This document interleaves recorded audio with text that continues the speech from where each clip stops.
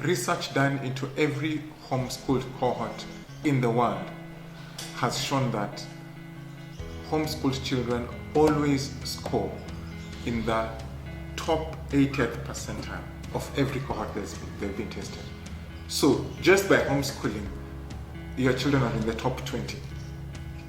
My children didn't like the traditional school because they felt they couldn't cope in big classes, learning in big classes. It was a challenge for them. Homeschooling is not that new to Kenyans. It is something that must have existed, only that it is not broad to many people. It's mostly centered in urban centers like Nairobi. We go to school to learn about the world around us. School also prepares us for life out of our parents' homes. As a Kenyan living in Nairobi, you most likely went to a traditional school. Have you ever wondered what homeschooling is like and what it can offer? You have the chance to listen to experts from the world of homeschooling in Nairobi. They will share why they take education of children into their own hands. Also, whether or not it is legal. Our first expert, Mr. Waswa, works for a consultancy firm called Outdoors Africa. The firm offers consultancy services and team building activities. Mr. Waswa is also involved in an initiative called Highway of Hope. Highway of Hope offers mentorship and basketball training to girls in Kibera.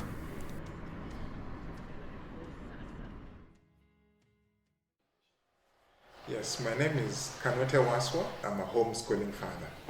I have 3 children. My firstborn is 13. Who is a girl called Shawana. I have an 11-year-old boy called Bongani. And the baby of the house is our 9-year-old daughter called Lakisha. So we have homeschooled them from the time they were born. They have never stepped into any formal school. Of course, when we were starting out, because they'd see all their friends getting into the school bus and going to school, and their friends have uniforms and school bags, and they'd ask, Daddy, how come we don't have school buses and uniforms and school bags? But we explained to them that our reasons of homeschooling, and with time they have really come to appreciate it and enjoy it. We settled down on 5 things. Number 1, my wife and I are born again Christians, and it was important that we give our children that heritage, so that our conviction is, if you can teach our children to love the Lord and know the Lord and walk with the Lord, even if we don't leave them any material inheritance, we'll be happy. The second one was a self-esteem conversation, because we asked ourselves, what is the biggest challenge that our children are going to face? It was the fact that they were going to play on a global scene, because we're bringing up a global generation, but these are black children from Africa. And for the longest time, Africa has not unlocked the potential of what it's worth for what it's worth, simply because we have not played at the global stage. The third one was gifts and talents, because our conviction is education is supposed to nurture your nature. Not every child is academic, and it's okay. Some are artistic, some are sporty, some are musical, some have interpersonal intelligence. Put them in a room with 40 people, and in 5 minutes they're right at home. The fourth one was a character question, because we said, if the purpose of education is to determine government policy in the next generation, then our biggest challenge in this country is character. We have one of the smartest parliaments in Africa, if not in the world. But sometimes we look at our political class and we are disillusioned. And the fifth one is what we call soft skills or emotional intelligence. I can't tell you the number of times I have sat in interview panels and I look at someone's CV and it is A+, but he cannot look the panel in the eye. He cannot convince the panel. People who succeed in life go beyond book smart. We have different homeschooling families, so every week we get together as homeschooling families in what we call homeschooling co-ops, which are support groups. And so they're able to play together with their homeschool friends. As homeschooling parents, we are able to compare notes on what is working, what is not working, what are we trying out, and we are able to spur one another towards this journey of homeschooling. What curriculum are my wife and I using? We're using an eclectic curriculum. So So it's very simple. Out of every 10 books that our children read, 7 books are creative books and fiction. 1 book is a travel book, because a travel book beats a geography lesson any day. Okay?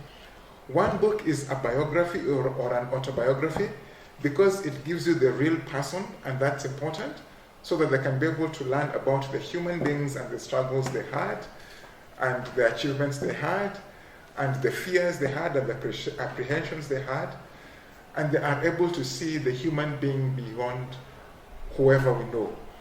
And the 10th book is a book on general knowledge, and this can be anything. And then we do math. Math is math because algebra is algebra. So we do different permutations and combinations. We use 844 math. We use math, you see, we use apologia, and then we do a lot of travel. We do a lot of travel for exposure. Every month we go out hiking and camping on a different part of this country. Well, discipline, just like any other children, discipline will always come. Children will always push boundaries, okay?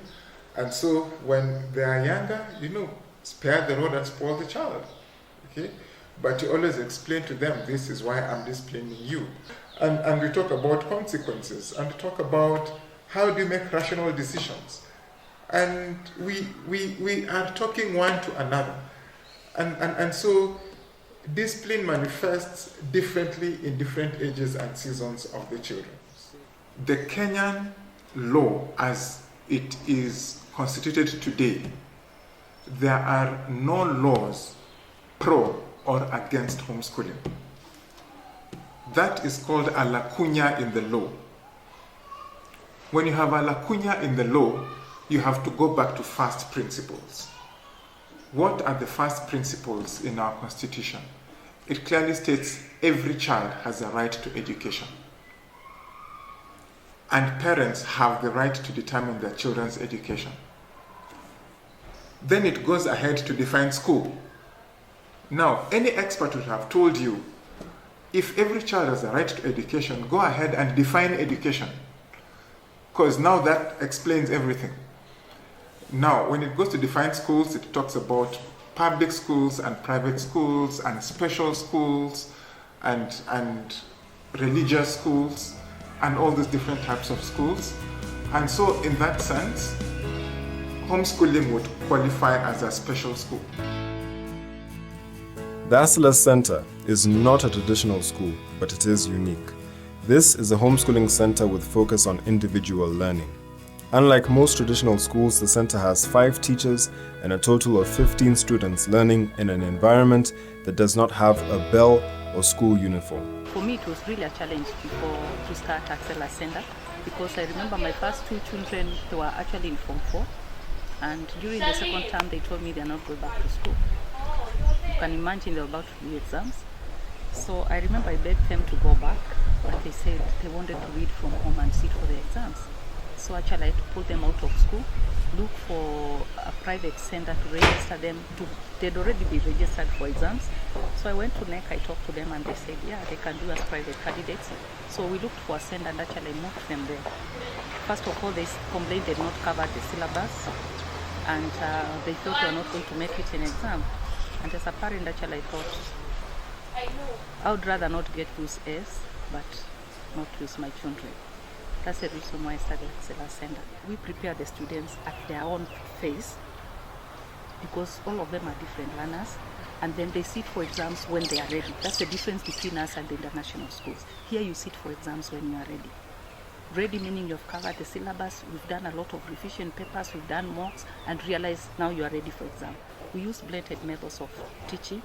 Actually, at times you come in and it's the student who is in front, because we do a lot of brainstorming in groups, and then they do presentation. And actually everybody has their timetable. You're supposed to do classwork, you sit and do your classwork. Like we talk now, they are very quiet. It's after break, they have gone back to their classes. And you find people reading, not because the teacher is seated there, but because I know it's time to read. So when we have a discipline issue, we normally, before actually get to the parents, we sort it out here. Why did they do it? Why did they think it's wrong? We give them a chance to talk. And at times you later actually find they say, I was just curious, I was trying. Homeschool taking place at homes, most of it is by parents. And you cannot be an expert in all lessons. You find some subjects, maybe you're very good at English, you can teach it. And I've seen it works also very well when they are young. But you get to a certain grade, you realize, I cannot handle this physics, I cannot handle. And their parents will tell you, I cannot have people coming to my house to teach in my house, I want my privacy. So this now I was actually giving option for that.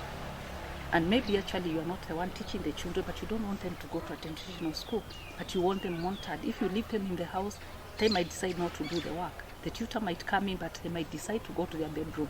You cannot pull them out from there. And if the tutor actually is interested in money, he will not tell you they are not attending classes. I think homeschooling is actually giving an option to people. And people come to homeschool for different reasons. Some it could be they couldn't fit in, like for example, the example I used for my children, who say they cannot fit in. They feel they don't fit in, or they feel they are not getting, they say, quality life in that environment. Others come in because maybe actually they cannot afford. The requirements are, there's nothing in law which actually, it seems to be really still very blank about homeschooling. I know there are a lot of debates going on. And most of them I interact with, of course at times they are questioned, because if your kids are seen to be at home and they are not going to school, really according to the government policy they will ask you why. Felix Abonyo is the Director of Academics at the Asalas Center. He also teaches maths, physics and chemistry. He believes that individual learning helps teachers understand the student. I think Asalas is considered as a homeschool center because our approach is a home-based approach, in the sense that the student feels at home, is in one-on-one with the student, just the same way a tutor can go into a student's home and handle the student one-on-one. So Asalas brings that now in a central place, where students, instead of going to various homes, we assemble them in one place, in one center, and then we offer them what would have just been offered in their various homes. Our approach is based on understanding the student. You know, we are tutors, we are adults. We know what students want. We understand their reaction. And for us, there's a way through which we abate their anger. You know, it's not just shouting at students. In tuition, a student must have done a particular area. In tuition, we don't start on a new idea or maybe a new concept a student must have done in a particular area, but the tutor comes in to now broaden. Okay, you give a wide knowledge on the students' prior knowledge.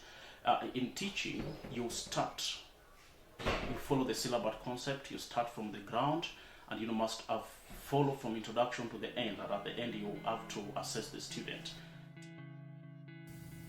Joe and Rachel, not their real names, are high school students at the Asalas Center.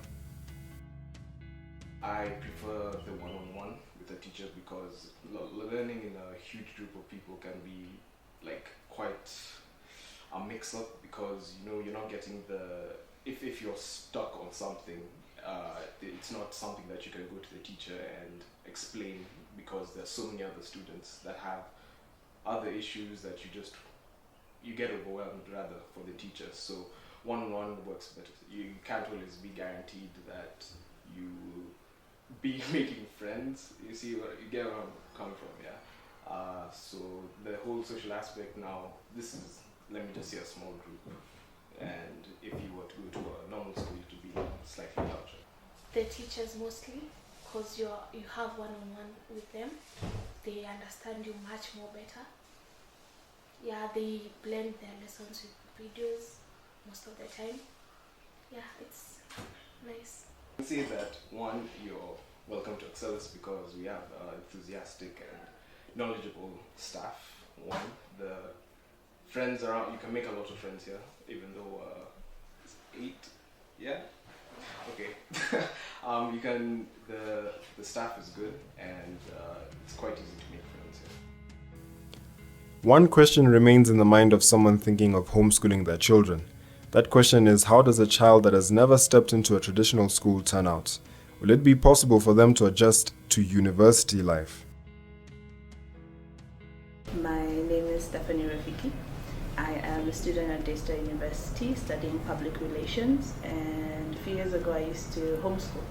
Basically, the first time I started homeschooling was before I was even born, because my mom had already decided that I was not going to do the Kenyan system, so she decided I was going to do something else, something different. She wasn't sure what yet. Then she met a man called Enoch Mohol, and he was introducing ACE into Kenya. So he told her about the system, and she was like, okay, sounds good. And it's been there since 1970, started in Texas. And she was like, okay, this seems like a good idea, and it's Christian based. What's the worst that could happen? So we tried it out. With IGCSE, it's more structured in a clearer way. They don't have bias to religion. It's you come, you learn. If it's math, it's math. There's no scripture in the beginning of the book like with ACE. And they don't focus much on character building and biblical learning and all that. But with ACE, you find that they structure more on the whole character building. Like in the first page, you find there's a scripture and then a particular character that you're supposed to focus on until you're done with the book, and then you do something else. One of the methods that I really remember was being told to sit in my desk. And we used to have individual desks in school, which had like this boards to separate us. And then you just have your little space. And you're told to sit there the entire time for break. So obviously it's the whole, I wish I didn't do that. I would be outside playing or something. So you're just there focusing and thinking about your life. When you get to like university, the whole realization, there are other people who can also have ideas, and now you all have to voice them at the same time instead of being treated as individuals. Group work is the most frustrating part for me personally, because I'm not accustomed. I have found a way to cope, but I do not feel comfortable, nor have I become accustomed to group work. So sometimes I'll end up reading ahead and then just sitting in class. It's just, okay, I'm here. And then I'll ask questions for things I didn't understand when I was reading. Personally, I'd have my kid do the first few years doing ACE, because it does build really good character. And learning the ABCs was kind of fun and very colorful, so that was fun. I made two observations during the making of this documentary. One, socialization is not the school's responsibility, it's yours. You will have to maintain friendships when you leave high school and university. Secondly, individual learning is a way of tailoring education to each student's needs. It's the one-on-one time a student gets with a teacher to point out what they do not understand. Please listen to the final message these experts have for you.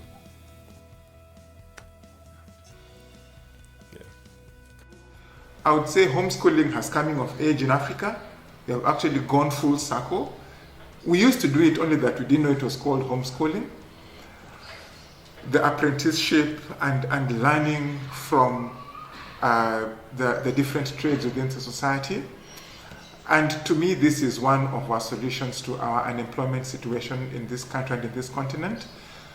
But secondly, I would say the philosophy of education in one generation informs the philosophy of government in the next generation. And homeschooling is one of the most powerful platforms that we can use and leverage on to define philosophy of education for our children in this generation. Otherwise, we'll be doing disservice to ourselves for the next generation. I'd say do your research thoroughly and be sure you pick something that you're comfortable with, or something that you're sure your kids will be able to understand, or give yourself time to understand your kids first before you stick them in a system that they won't be able to comprehend very well. For someone considering homeschooling, I would advise them first to understand what homeschooling is, so that they don't come in and want it to run like a traditional school. They need to understand the concept of homeschooling is more of individualized, and apart from normal teaching, the normal education, there's a lot of mentorship. So mentorship skills and life skills are part of it.